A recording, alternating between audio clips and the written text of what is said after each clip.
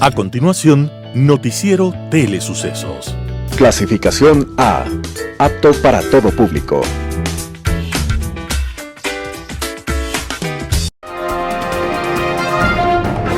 En sucesos, un día como hoy.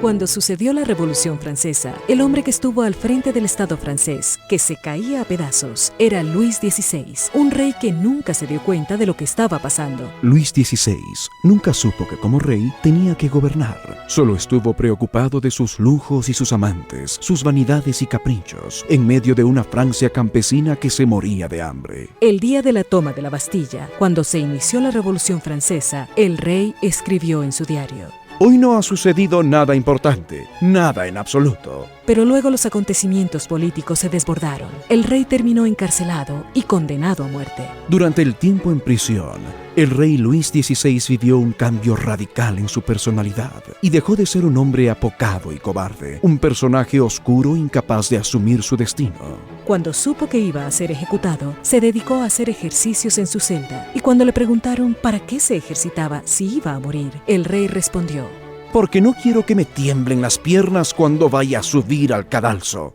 El día de su ejecución, el rey pidió permiso para vestir 2 camisas, así como 2 pantalones y medias gruesas, y explicó que como la mañana era muy fría, no quería que su temblor por la baja temperatura se fuera a confundir con miedo por la guillotina. Fue un día como hoy, 15 de diciembre de 1792, cuando el rey Luis XVI estaba redactando su testamento político. Y con su actitud, nos recuerda que los momentos difíciles descubren en nosotros nuestras verdaderas fuerzas humanas. En sucesos, un día como hoy.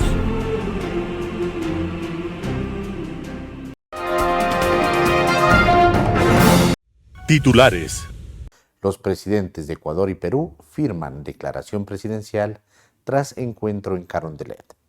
Vocero de la Comisión Cívica de Seguimiento al Concurso de Fiscal General analiza pedir que se dé una nueva convocatoria para conformar la Comisión Ciudadana de Selección. Legislador Cristian Hernández denuncia a 7 ministros del gobierno actual ante el Tribunal Contencioso Electoral. Concejal metropolitano de Quito habla sobre un posible peculado en la compra de trolebuses. Un noticiero pensado para usted porque se lo merece. Nos acercamos a la realidad desde diferentes perspectivas. Noticiero Telesucesos.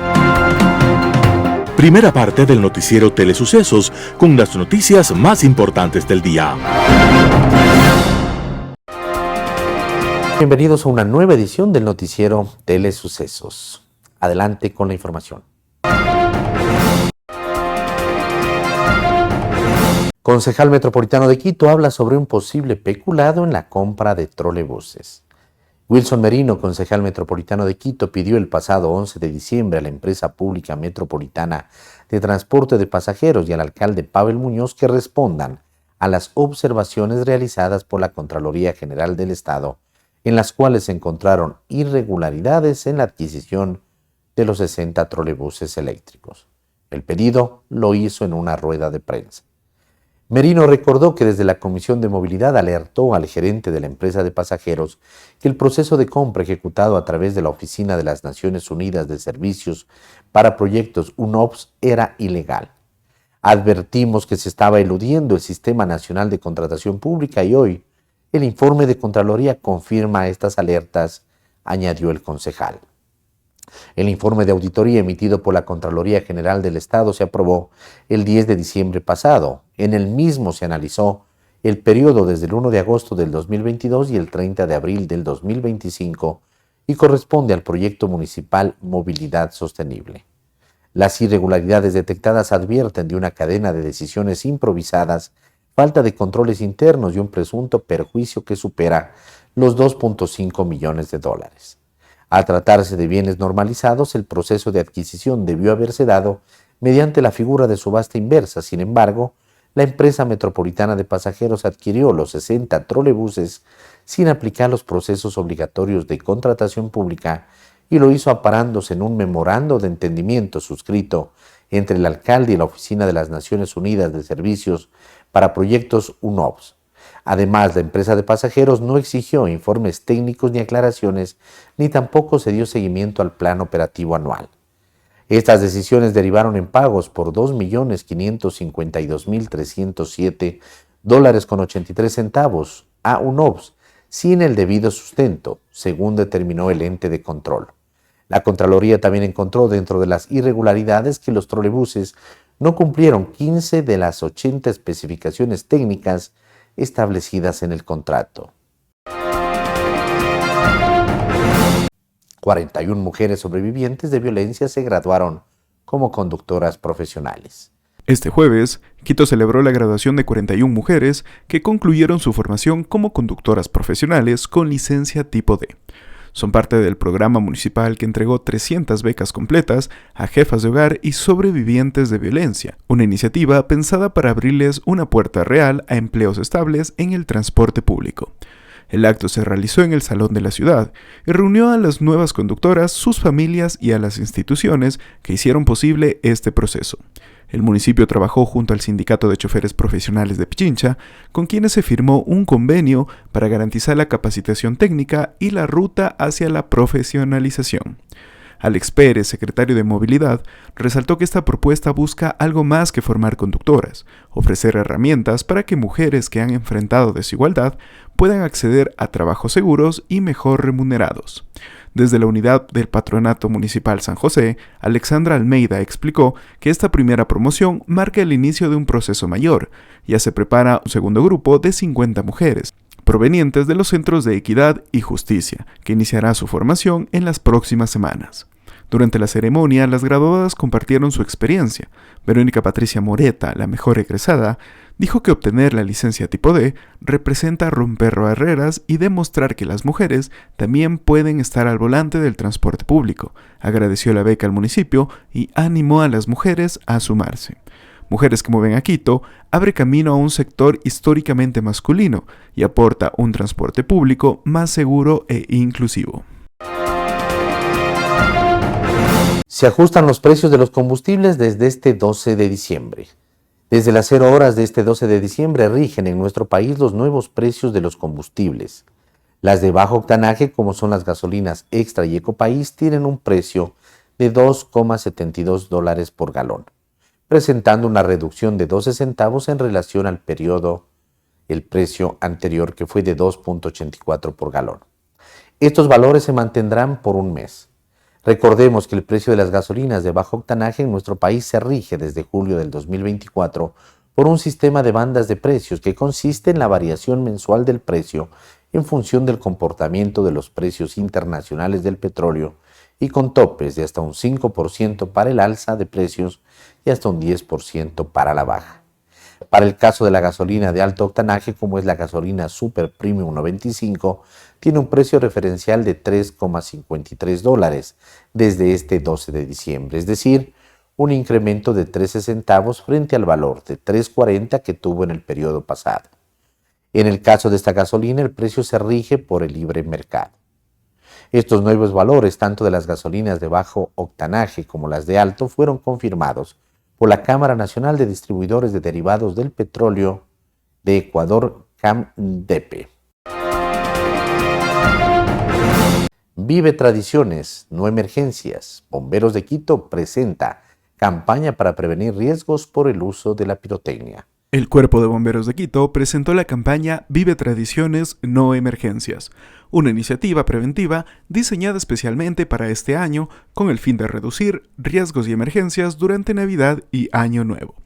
La estrategia busca reforzar las prácticas seguras en los hogares y promover el uso responsable de la pirotecnia.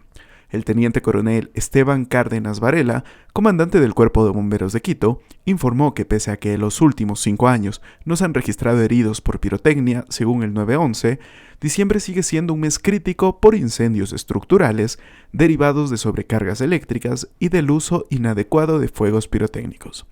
Nuestro objetivo es mantener la cifra de 0 heridos por pirotecnia.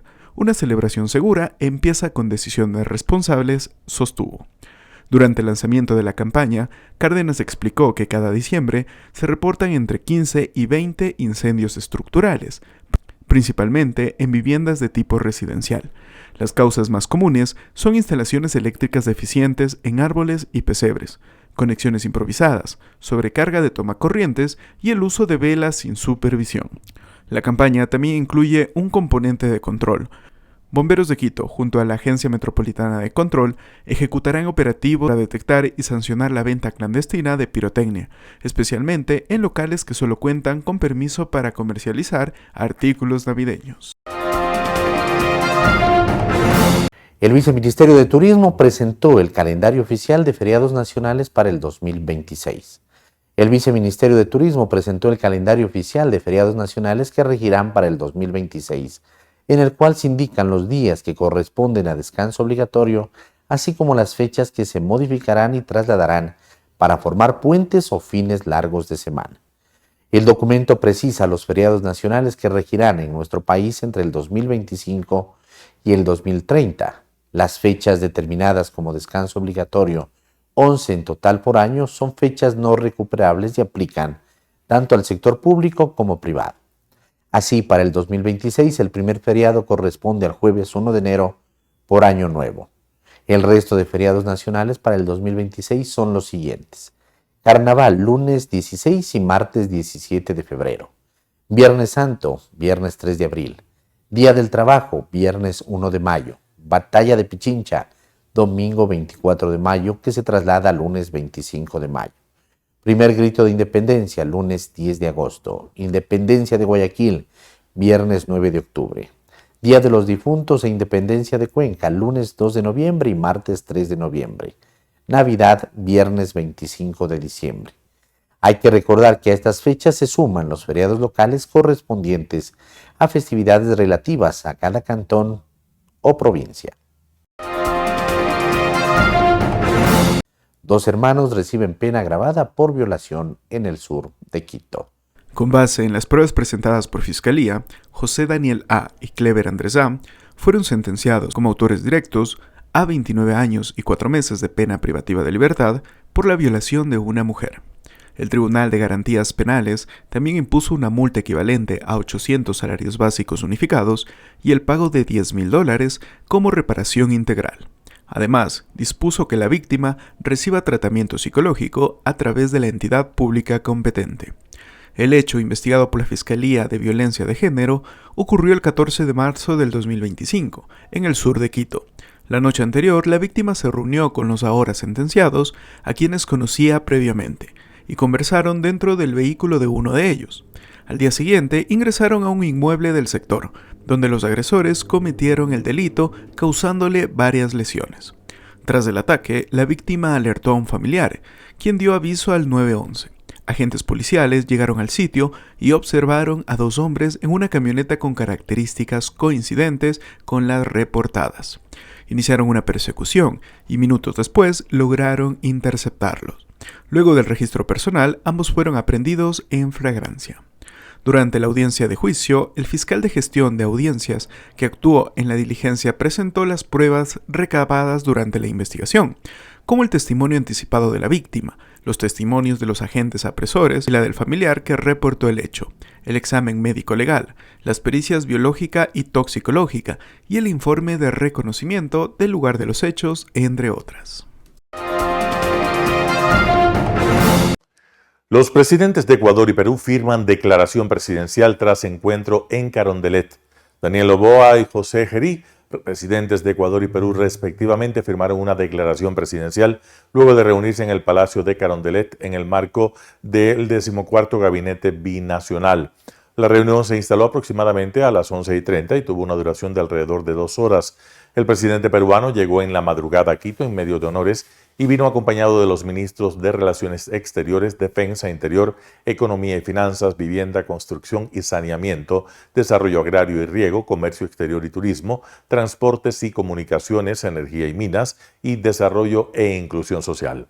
Al finalizar el encuentro, los mandatarios firmaron la Declaración de Quito con temas de interés para las 2 naciones. Daniel Noboa, quien inauguró el encuentro, habló de que las relaciones con Perú han avanzado de buena manera en temas como el fomento del comercio, el turismo, el libre tránsito, el mejoramiento de la infraestructura y conectividad y la protección del medio ambiente.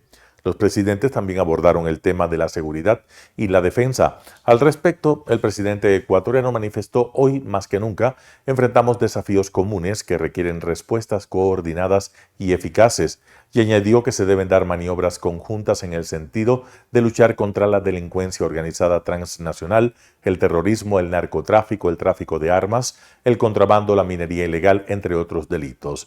José Gerí, presidente peruano, por su parte, coincidió con el presidente Noboa en la necesidad de desplegar acciones coordinadas para luchar contra la delincuencia transnacional. Vocero de la Comisión Cívica de Seguimiento al Concurso de Fiscal General analiza pedir que se dé una nueva convocatoria para conformar la Comisión Ciudadana de Selección. Marcelo Espinel, vocero de la Comisión Cívica de Seguimiento al Concurso de Fiscal General del Estado, analiza pedir una nueva convocatoria a la Comisión de Selección porque hay errores que no fueron subsanados. Yo creo que lo responsable debería ser que el Consejo de Participación Ciudadana y Control Social identifique que no se cumple con la norma del reglamento de selección y que resuelva retrotraer el concurso hacia una nueva convocatoria para conformar la Comisión Ciudadana de Selección, mencionó Espinel. El vocero además sostuvo que al estar el proceso en fase inicial, se puede volver a convocar o en su defecto avanzar en la conformación, pero con una vigilancia y presión más insistente por parte de la Comisión Cívica hacia el Consejo de Participación Ciudadana y Control Social, de manera que hagan bien las cosas en las siguientes etapas, como calificar a los postulantes que pretenden ser fiscal, mencionó. A la Comisión Cívica de Seguimiento le preocupa que varios postulantes alcanzaron puntajes en la fase de méritos por debajo de 20 puntos sobre los 50 totales. Hay una gran diferencia entre tener una calificación baja y simplemente no cumplir los requisitos. Eso es algo que nos preocupa porque existen individuos que están siendo calificados con los puntajes más altos, pero que debieron ser descartados desde las primeras fases porque no cumplían con los requisitos mínimos para poder ser parte del proceso de selección, enfatizó.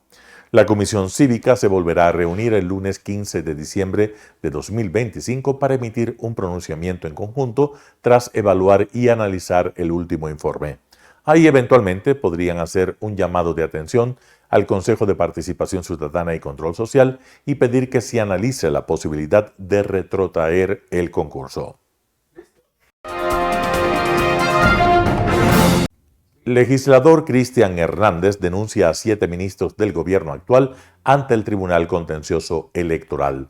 El legislador Cristian Hernández acusó a 7 ministros de Daniel Noboa de emitir opiniones fuera del plazo legal para inducir el voto en la pasada consulta popular.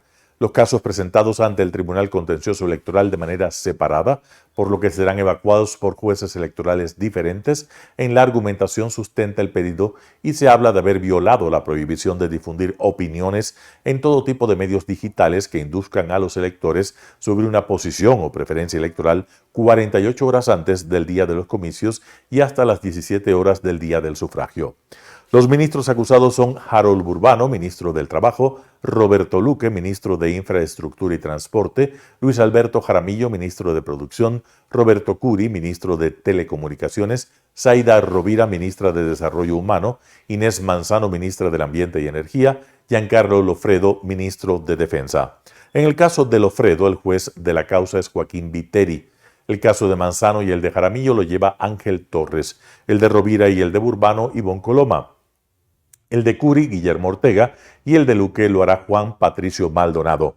Hernández dispone de 2 días para que complete y precise la acusación. En Radio Sucesos estuvo Esteban Najas, arquitecto y urbanista, y habla acerca de Quito en desventaja frente a Bogotá y Lima. Escuchemos lo que dice.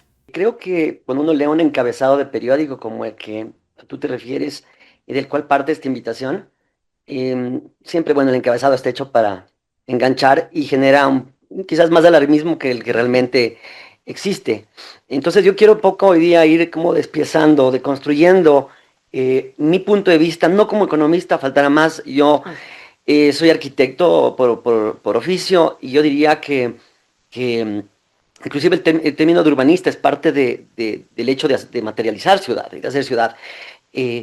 Entonces mi óptica va a ser desde ese lado y por eso estoy aquí, porque creo que se ha subestimado mucho la importancia de la planificación urbana y de la planificación en general, y voy a poner mucho énfasis en la palabra planificación. Y el artículo que tú mencionas me voy a remitir, o me voy a ir un momento a unos índices que son a través de un portal, que si es que pueden transmitirlo a través de un código QR que yo les Lo envié. tenemos listo ya. Excelente, le invito a los radioescuchas, a quienes ven esto hoy y en los siguientes días, que lo escaneen, porque me voy a remitir a esos datos. Habrá muchísimos más estudios, pero me voy a concentrar en esos. Tenemos ya el QR en pantalla, solamente para nuestros amigos que nos siguen desde las redes sociales, en Facebook, en YouTube, ahí está el QR que nos habla nuestro invitado. Perfecto, nos va a ayudar mucho a todos a estar en la misma línea y poder un poco entender conceptos que a veces son un poco abstractos, porque la ciudadanía no entiende a veces muy bien cómo el urbanismo se conecta con la economía, cómo se conecta con la calidad de vida y con la propuesta de valor que el país puede dar. Entonces, en esos términos, si nosotros vemos el estudio, que es hecho por la Escuela de Negocios de la Universidad de Navarra, que se llama Cities in Motion, uno puede escoger no solo capitales, sino ciudades del mundo. Total 183 ciudades. Y Ecuador está en el número 149. No tengo que decir que sacamos una muy mala calificación, pero no nos tenemos tampoco las cosas tan mal, porque nuevamente son ciudades de todo el mundo. La número 1 es Nueva York. No nos podemos comparar con Nueva York en lo más mínimo. Pero vamos a hablar de Bogotá, Lima y Quito. Eso es lo que se menciona en el artículo de la hora. Así es. Y partiendo de eso, Ecuador está en número 149. Y si vemos el gráfico, cuando lo vean, van a ver que tenemos fuertísimas debilidades. Primero, yo diría que el puntaje más bajo que tenemos es el de gobernanza. Y eso tiene que ver estrictamente con la administración, porque vamos a hablar de capitales. Nuevamente, vamos a tratar de cerrar un poquito el marco de análisis. Y en ese sentido vamos a hablar de capitales, Quito, Bogotá, Lima. Entonces, gobernanza, estamos en número 170 de 183. En número 168 en tecnología, en número 149 en proyección internacional. Y ahora vamos a hablar también de las buenas cosas. Buenas relativas, por supuesto, al tamaño de Quito. Porque vamos a hablar de Bogotá, es una ciudad que tiene 13 millones de habitantes. Lima, que es prácticamente Perú, porque Perú está compuesto por Lima, tiene 11 millones de habitantes, y Quito está en 2.8. Si queremos hacer un paralelo en escala, Medellín es una ciudad más comparable con Quito, pero no es capital. Estamos hablando de 2.8 Quito, no sé si está en 2.3 Medellín, pero para un poco poner la escala. Como arquitecto, por número de habitantes, digamos. Así es, por número de habitantes. ¿Ya? Entonces, en ese sentido, vamos a hablar los puntos fuertes de Quito, ¿no? Básicamente, el tema nuestro de la cohesión social, estamos número 102. Y ahí tenemos un punto Entonces clave. es el menos malo, pero igual es bastante peor que la media, digamos. Sí, pero estamos sobre Bogotá y Lima. Entonces, hoy día vamos a hablar de esas tres. Un poco para cerrar el marco, porque si vamos a comparar que son 183, estaríamos en el percentil un poco por debajo de la media. Mogadiscio de Somalia, Sí. nomás comparable.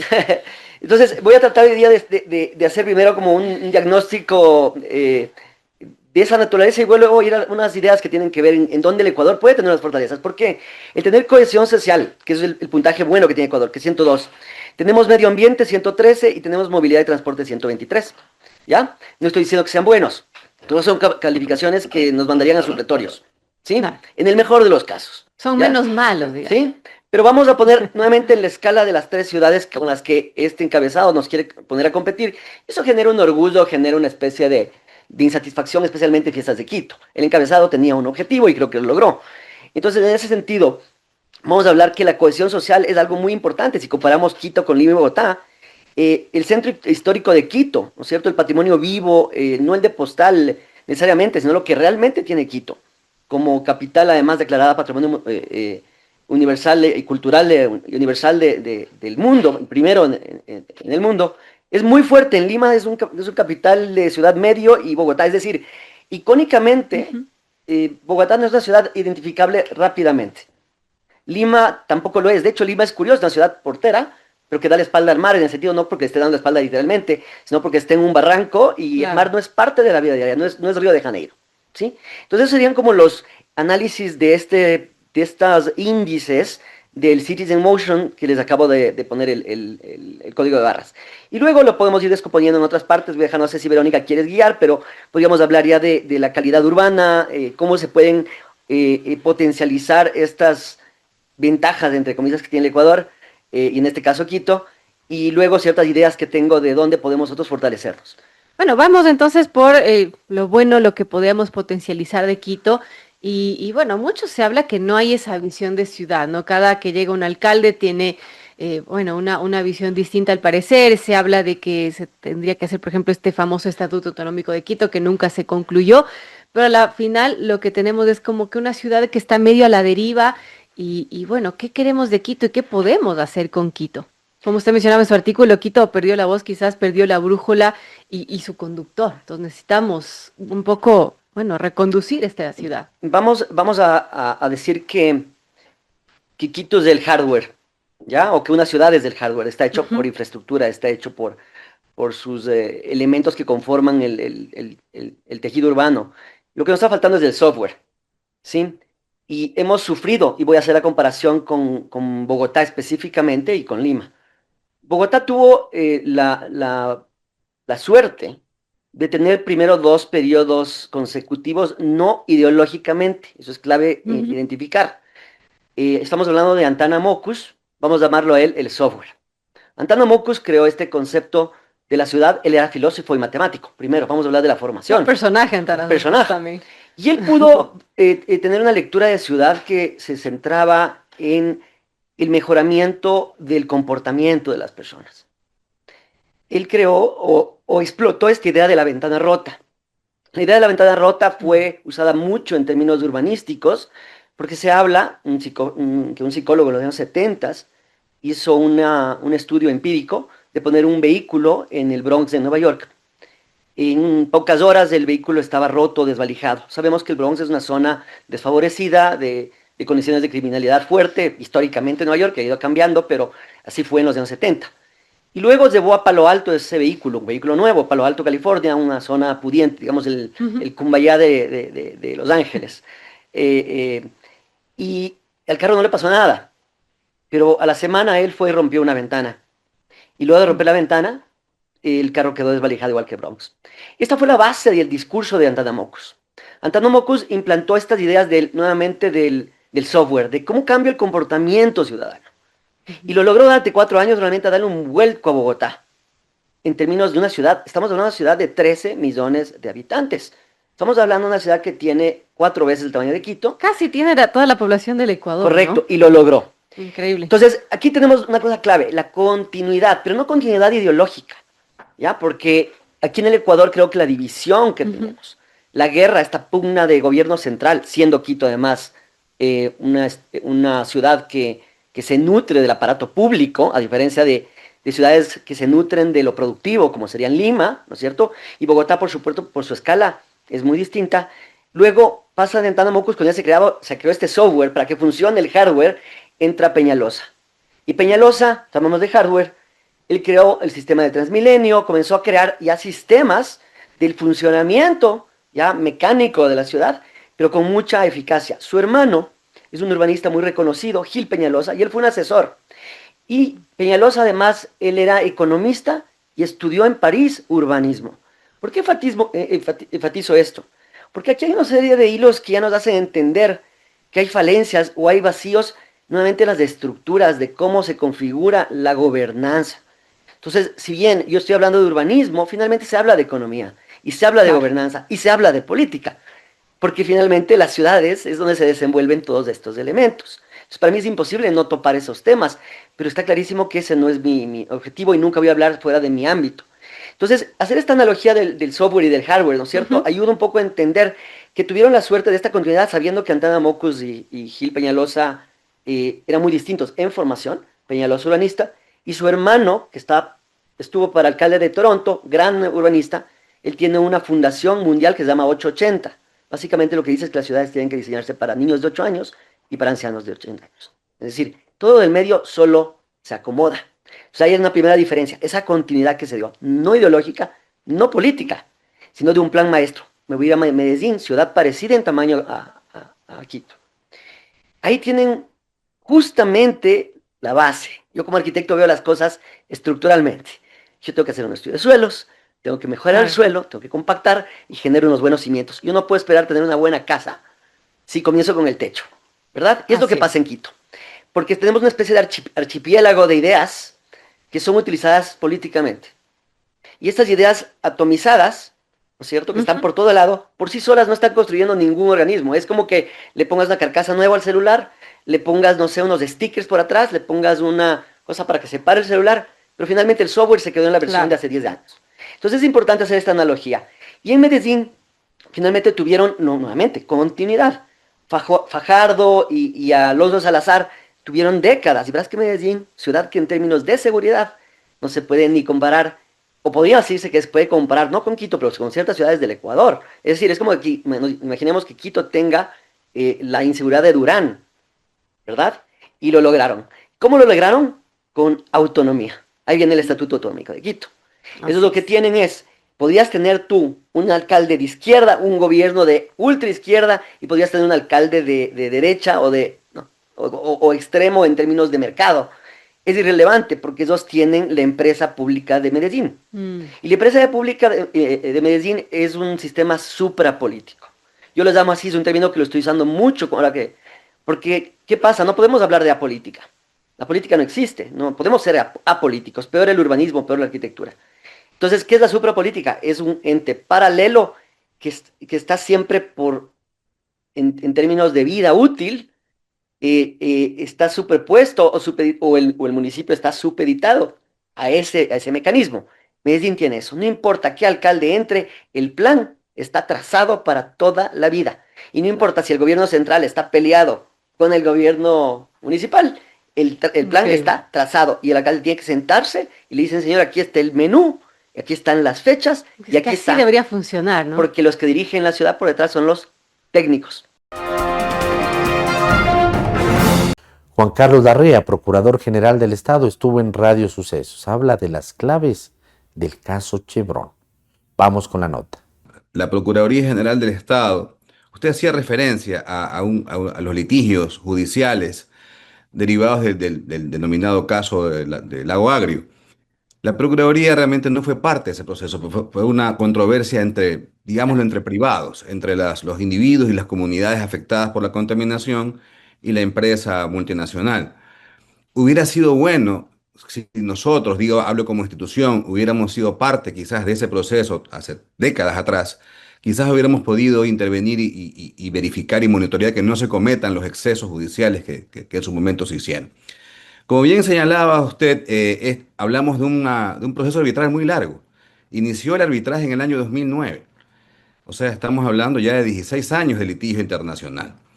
Y es tan complejo, tan largo, tan voluminoso el expediente y el caso es tan difícil, claro, que el Tribunal Internacional decidió, pues hace ya décadas, que se debía dividir en varios tramos o fases. O sea, no es un solo caso que se puede definir en una sola decisión. Y justamente dentro de esos tramos, quizás la decisión arbitral más importante de todas, la más relevante porque de ella se irradian una serie de efectos, es la que se tomó en agosto del 2018, como usted bien señalaba, en la que se determina que el Ecuador fue responsable de violar el tratado. ¿Y de qué manera fue responsable? En lo que se llama la violación al trato justo y equitativo de los inversionistas a través de la denegación de justicia. Porque ¿qué dijo el tribunal? El tribunal fue muy categórico en agosto del 2018. Dijo que la sentencia del Lago Agrio fue fraudulenta. Fue cometida a través de una promesa de soborno y que fue incluso hecha por una tercera persona que no era el juez. Entonces, fue tan contundente el caso y la decisión de que esa sentencia era fraudulenta y de que además las sentencias posteriores de alzada no revirtieron el tema. Entonces dijo, aquí lo que hay es denegación de justicia. Y en el 2018, o sea, hace 7 años atrás, Ecuador ya fue condenado. O sea, no es que hemos estado peleando estos 7 años a ver si Ecuador se salvaba de pagar algo, si pagaba algo, no, ya estaba condenado a pagar algo hace 7 años.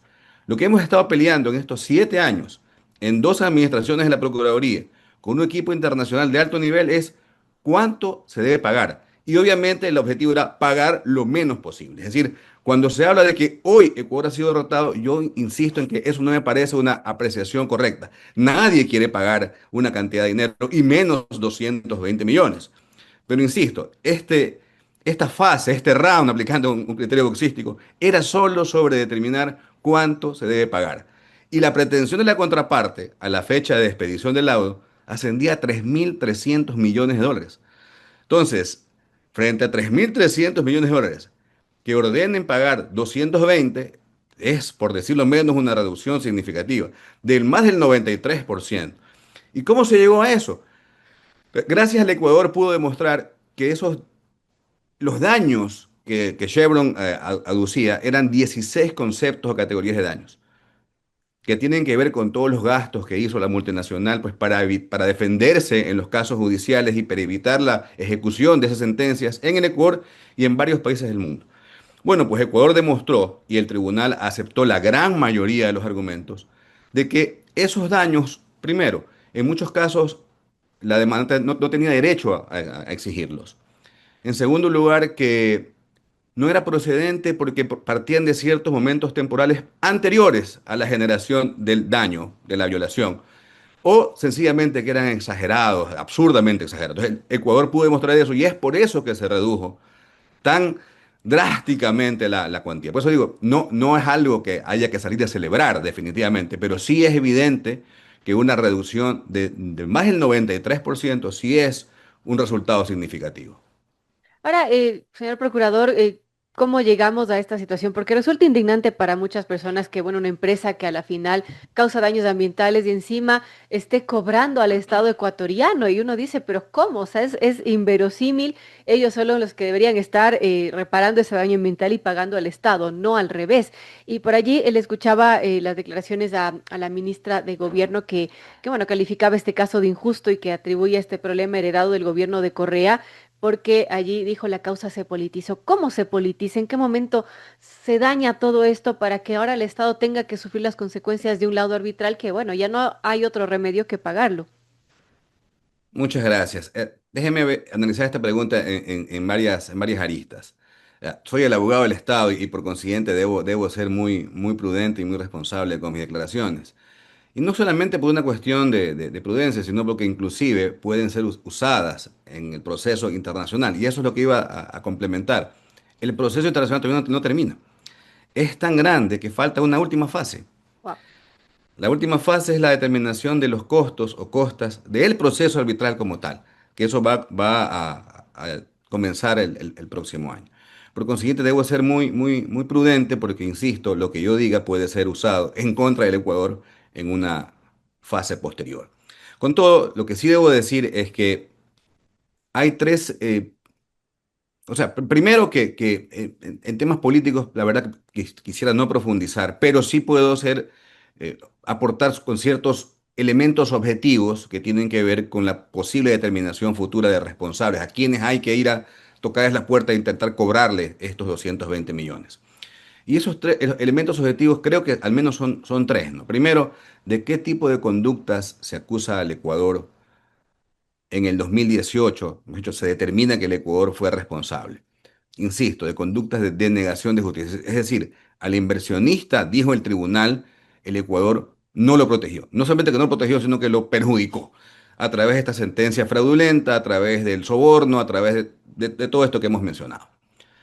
Segundo, un elemento objetivo temporal. ¿Cuándo se hizo esto? ¿Cuándo ocurrió esta violación a través de la denegación de justicia? Y el tribunal, ahora sí, no en 2018, el tribunal de la decisión de hoy, de hace pocos días, dice, hay dos momentos que tienen que ver con ese juicio del abogario, que son los que determinan la responsabilidad. Uno en febrero del 2011 y otro en marzo del 2012. Entonces, eso. Pero primera cosa, persecución, o mejor dicho, judicial o justicia fraudulenta. Segunda, cometida en febrero del 2011 y marzo del 2012. El tercer elemento objetivo es, bueno, ¿y cómo estamos con respecto a las normas para intentar buscar esos responsables?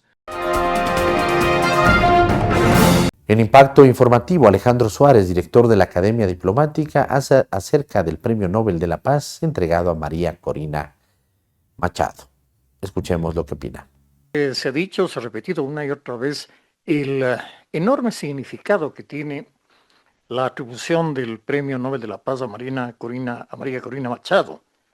Es un homenaje, en primer lugar, a la lucha titánica que ha venido desenvolviendo ya desde hace años la señora Machado en Venezuela en favor de la reinstitucionalización de su país.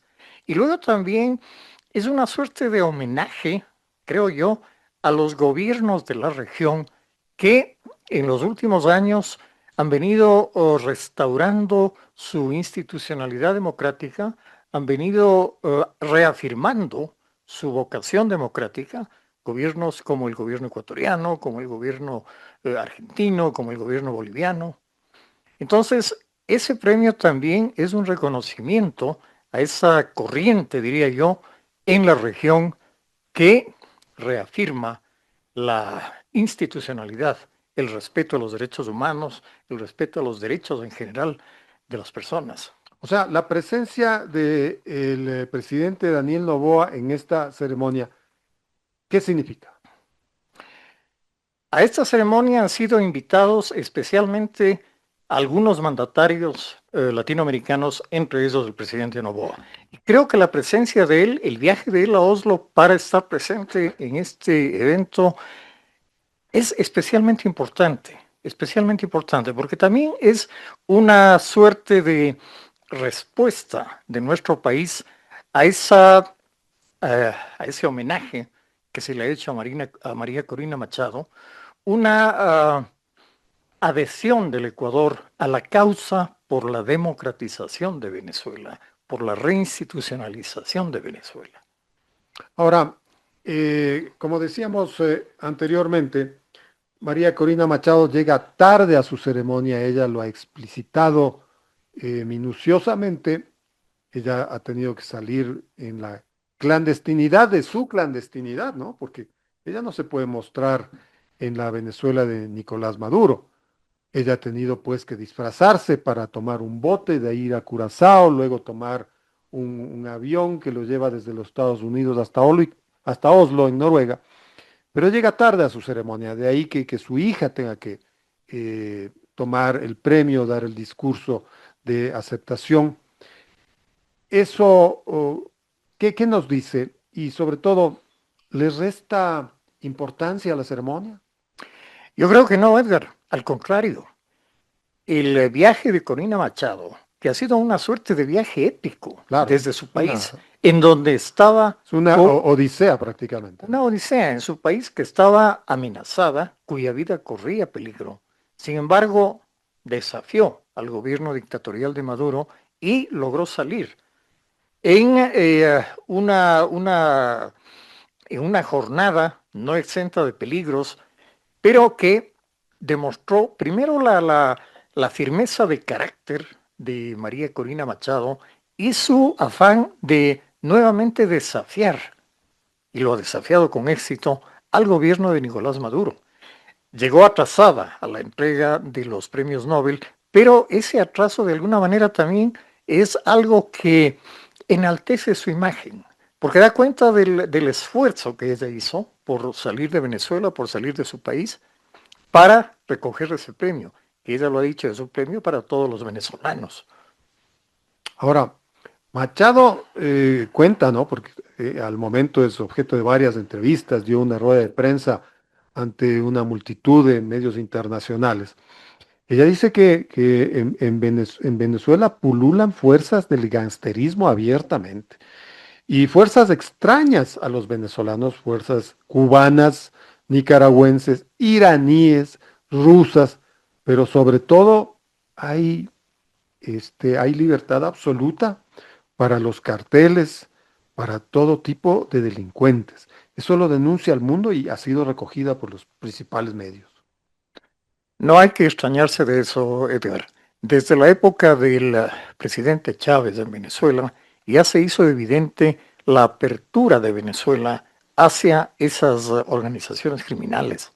Ya desde el gobierno de Chávez, la oficialidad superior de Venezuela ya fue captada por el crimen transnacional. Y eso se ha venido incrementando con el gobierno de Nicolás Maduro. Se sabe desde hace tiempo que la presencia cubana, por ejemplo, es determinante en Venezuela. Para comenzar, los servicios de seguridad de la presidencia de Venezuela están en su mayor parte a cargo de elementos cubanos.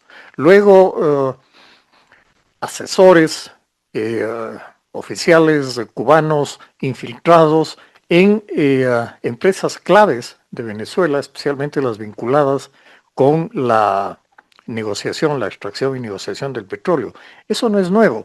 Y claro, al ser el gobierno de Maduro un gobierno claramente involucrado con el crimen transnacional, no es raro que también en Venezuela actúen mafias europeas, mafias rusas, mafias italianas y de otros países que se benefician del comercio de narcóticos, en el cual el gobierno de Venezuela tiene una participación indudable. Desaparición forzada, artículo de Ramiro Ruiz. En el Parque Cobiem, cerca de Guayaquil, los hermanos Ismael y Josué Arroyo, de 15 y 14 años, y sus amigos Saúl Arboleda, de 15, y Steven Medina, de 11, jugaron fútbol antes de ir al centro comercial. Los detuvieron 2 patrullas militares. Era la noche del 8 de diciembre del 2024. De inmediato, los soldados los llevaron a Taura, a 40 kilómetros de Guayaquil, cerca de una base de la Fuerza Aérea. Sus familiares no volvieron a saber de ellos hasta que la Fiscalía les informó de unos restos calcinados que habían encontrado cerca del lugar donde los vieron por última vez. La audiencia de juicio por la presunta desaparición forzada de los 4 menores de edad ingresó este lunes 8 de diciembre en la etapa de defensas finales. La semana anterior, el Tribunal de Garantías Penales de Guayaquil declaró cerrada la etapa de prueba. Las declaraciones agregadas al expediente registran que los menores fueron abandonados por la noche, heridos y sin ropa, en un camino rural de Taura, Naranjal, Guayas, a unos 2 kilómetros del centro poblado. Sin embargo, sus despojos los encontraron calcinados el 24 de diciembre del 2024 en un manglar abandonado a 11 kilómetros al sur de la cabecera parroquial. De acuerdo a las acusaciones individuales y la causa del primer procesado, el fiscal pidió una pena de 34 años y 8 meses de prisión para el segundo imputado, el sargento Wilmer Dani L.C., como presunto autor directo por participar activamente en el crimen y no impedir los hechos. El fiscal especificó que la desaparición forzada es un delito de permanencia y continuidad hasta que se localizan a las personas desaparecidas o sus restos mortales. Señaló que el sargento y todos los culpables informaron a sus superiores los hechos el 10 de noviembre, 2 días después de la desaparición. Se perdió tiempo para hallar a las víctimas. Los militares obligaron a las víctimas a desnudarse. El fiscal Cristian Farés insistió que la exposición sexual es una forma de tortura. La Fiscalía también solicitó una multa equivalente a 800 salarios básicos unificados, $376,000, a favor del Consejo de la Judicatura y el pago de una multa de $10,000 como reparación simbólica a las familias de las víctimas. Mientras esto sucedía en la Fiscalía, el Consejo Municipal de Guayaquil creó el parque Los 4 Niños de las Malvinas. Fue el último lugar donde los 4 menores jugaron fútbol antes de soportar la detención de manera irregular. El Consejo Municipal de Guayaquil aprobó el 3 de diciembre la creación del parque en homenaje a los menores afrodescendientes con impactos de bala y calcinados. La memoria es un instrumento de la sociedad para evitar que se repitan los hechos como las Malvinas. Según datos de la Fiscalía General del Estado, este no es el único caso de desaparición forzada registrado en el país en los últimos años. Entre el 2023 y 2024 se han presentado 28 denuncias por este delito, revelando excesos y abusos de las Fuerzas Armadas. Los problemas de la justicia en Ecuador son obscuros y de innumerables aristas, encerrando descaro político, corrupción, infiltración del crimen organizado, narcotráfico, falta de independencia, infraestructura deficiente, escasez de personal, jueces y fiscales corruptos y corruptores, presupuesto pobre y lentitud procesal. Estos factores mantienen la impunidad y, lo más peligroso, desconfianza ciudadana y vulneración de derechos. Se agravan más todavía por la crisis de seguridad nacional y la pérdida de legitimidad de las autoridades. El país necesita con urgencia reformas estructurales y éticas para rehabilitar el Estado de Derecho.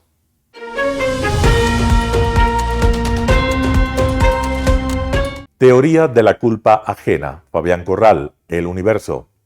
Algunas narrativas sobre la historia El discurso político, las ciencias sociales y las visiones comunes de la gente están casi sin excepción ancladas en la teoría de la culpa ajena. Ese es el aire ideológico que respiramos. Es el código para entender los procesos y desentrañar no pocas doctrinas, incluso para interpretar comportamientos que son moneda corriente en nuestro medio.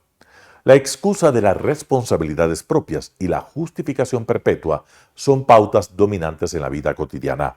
Los textos de historia dicen que no somos culpables de nada, que hemos sido víctimas indefensas de sistemas perversos y de conspiraciones tenebrosas. La literatura, salvo algunas excepciones, expresa también complejos nacidos de la teoría de la culpa ajena. Toneladas de folletos escritos por cientistas sociales van en idéntica dirección. Las cátedras en colegios y universidades dejan un sabor de frustración y un fermento de rencor, y no se diga el discurso político que desde siempre apunta a incrementar la popularidad que deja esa entonación tercermundista y a lavarse las manos.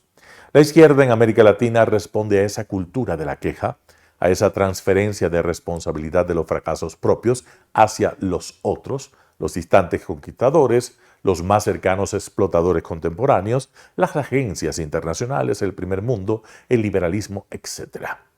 Las versiones criollas del socialismo son intentos pseudocientíficos de articular ese modo de ser con utopías cuyo punto de partida es nuestra angelical inocencia y la diabólica culpa de los otros. Son la expresión racional de la necesidad de tener un enemigo, el cuco de los niños, la encarnación de la maldad.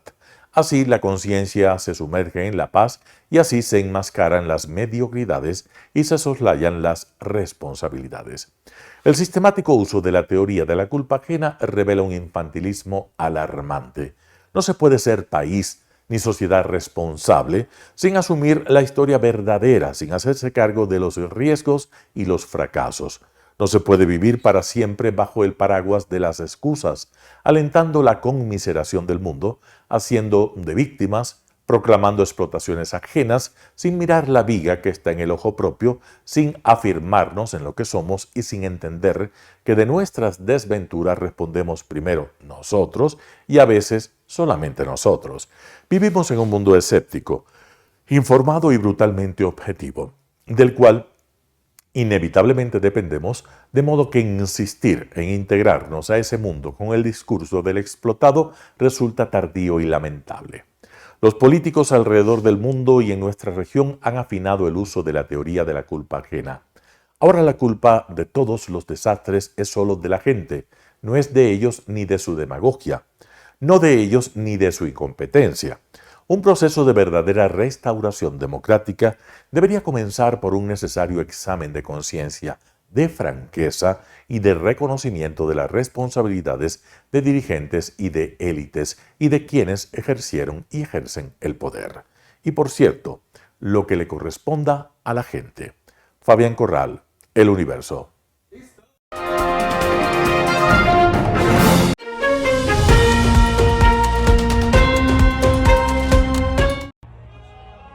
Disney invierte $1.000 millones en OpenAI y aportará sus icónicos personajes a la herramienta de generación de vídeos Sora de la empresa de inteligencia artificial. El acuerdo, de 3 años de duración, convierte a Disney en el primer socio importante en la concesión de licencias de contenidos para Sora, con lo que los aficionados pronto podrán generar vídeos basados en más de 200 personajes de Disney, Marvel, Pixar y Star Wars.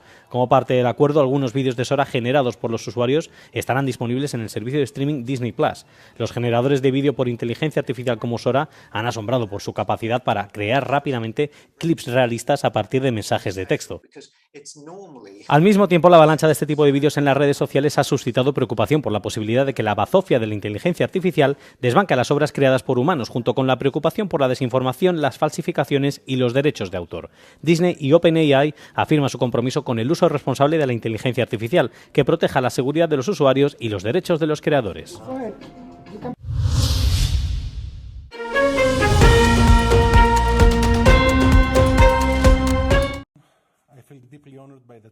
El ministro griego de Finanzas Kyriakos Pierrakakis fue elegido presidente del Eurogrupo el jueves, premiando la historia de cambio de rumbo del país 10 años después de que Atenas casi se estrellara contra la eurozona en una profunda crisis económica.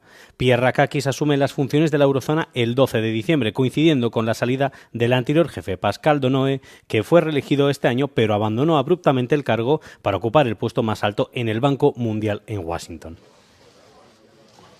El político griego ocupará el cargo durante los próximos 2 años y medio y será también el presidente del Mecanismo Europeo de Estabilidad, el fondo de rescate de la Unión Europea. El Eurogrupo, órgano informal de los ministros de Economía y Hacienda de los 20 miembros de la Unión Europea, se ocupa de expedientes económicos clave como los mercados de capitales de la Unión Europea y la Unión de Inversiones. La creciente cuota de mercado mundial de China y los aranceles de Estados Unidos hacen aún más crucial el papel del Eurogrupo para la economía europea. Pierrakakis ha dicho que trabajará para que el Eurogrupo siga centrado en los intereses económicos comunes y el proyecto europeo y anclado en los valores fundamentales en la Unión.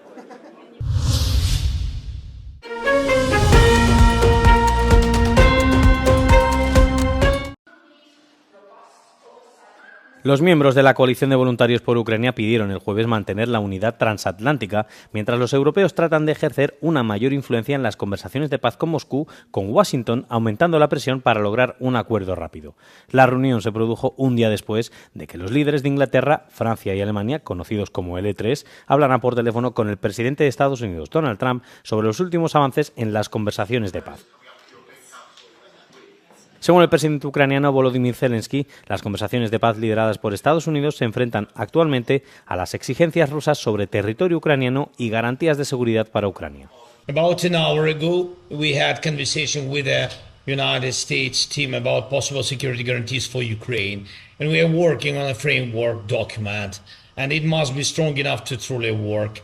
We believe this document should be approved by the United States Congress. This would mean real, solid, legally binding security guarantees for our country. Trump ha dejado claro que espera que los aliados europeos asuman la mayor parte de la carga de las garantías de seguridad, y 26 países ya han declarado que proporcionarán equipos y asistencia tras la guerra. Pero muchos de los planes dependen de un respaldo estadounidense, principalmente en forma de protección aérea e intercambio de inteligencia, algo que aún no se ha acordado.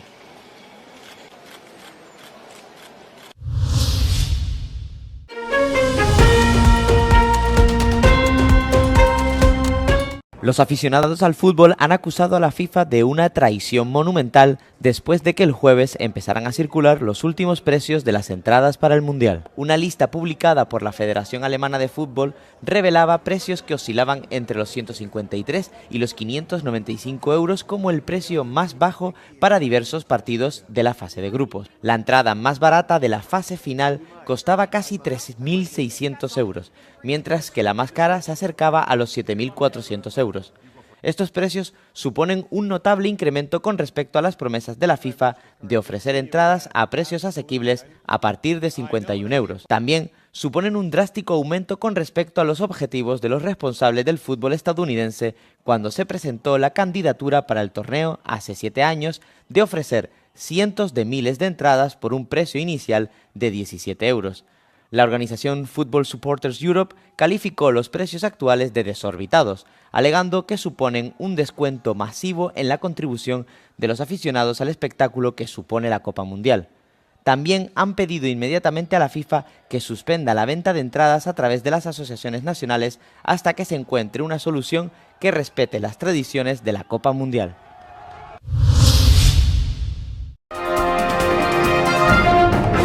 ¿Qué tal, amigos? Gracias por acompañarnos el día de hoy. Nos vemos en una próxima edición del noticiero Telesucesos. Un abrazo. El noticiero Telesucesos es retransmitido de lunes a viernes a las 7 horas por Radio Planeta Sur 106.1 FM de la ciudad de Loja. Noticiero Telesucesos. Las opiniones vertidas en este espacio por la producción y dirección del programa son de exclusiva responsabilidad de sus autores y de quienes intervienen en ellos.